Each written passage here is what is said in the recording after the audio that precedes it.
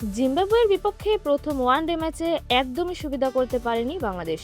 মাত্র 141 রানের জবাবে টাইগাররা অল আউট হয়েছে কেবল 116 রান তুলেই। 25 রানের হারে ওয়ানডে সিরিজ শুরু করলো বাংলাদেশ। জিম্বাবুয়ে সিরিজে এগিয়ে গেছে 1-0 ব্যবধানে। আগে বোলিংয়ে নেমে 70 রানেই জিম্বাবুয়ের 8 উইকেট তুলে ফেলে বাংলাদেশ। তবে শেষ 2 উইকেট জুটিতে জিম্বাবুয়ে তুলেছে 71 রান। সেই খরুচে বোলিংয়ের খেসারতি যেন দিতে হলো বাংলাদেশকে। ব্যাটিংয়ের শুরুর ধাক্কার পর নুরুল হাসান, সোহান এবং তাওহিদ হৃদয় মিলে 49 রানের জুটি গড়েন। তবে এরপরে শুরু হয় ব্যাটিং ধস। একের পর এক উইকেট হারিয়ে 116 রানেই থেমেছে বাংলাদেশ। ম্যাচ শেষে হতাশা ঝরেছে টাইগার অধিনায়ক মেহেদী হাসান মিরাজের কণ্ঠে। পুরস্কার বিতরণী অনুষ্ঠানে মিরাজ বলেছেন, হ্যাঁ, আমরা অনেক ভালো বল করেছি। নাহিদ রানা যেভাবে বল করেছে, 6 উইকেট নিয়েছে।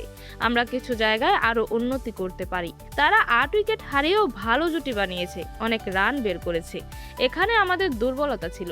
অবশ্যই নাহিদ রানা গত কয়েক সিরিজে দারুণ বল করছে। সে এটা চালিয়ে গেলে দলের জন্য ভালো হবে। বল হাতে আরো ভালো করার সুযোগ ছিল আমাদের। তবুও জিম্বাবুয়ের 2 ব্যাটার মিলে দারুণ জুটি গড়েছে, দারুণ খেলেছে। মিরাজ আরো বলেছেন, ব্যাটিং এ শুরু 10 ওভারে জুটি করতে পারলে আরো ভালো করতে পারবো আমরা। দায়িত্ব নিয়ে ভালো করতে হবে আমাদের। 142 রান এই কন্ডিশনে অত সহজও নয়।